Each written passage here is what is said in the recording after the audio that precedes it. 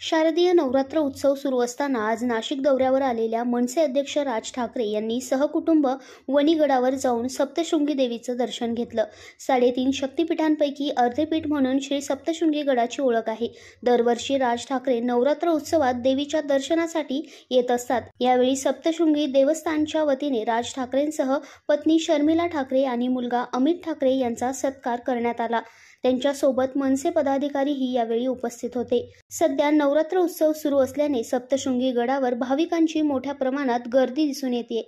विशेष म्हणजे अवघ्या काही दिवसांवर विधानसभा निवडणुका येऊन ठेपल्या आहेत। त्यामुळे आज राज ठाकरे यांनी सप्तशृंगी देवीला काय साकडं घातलं असेल हीच सध्या चर्चा सर्वत्र रंगली आहे।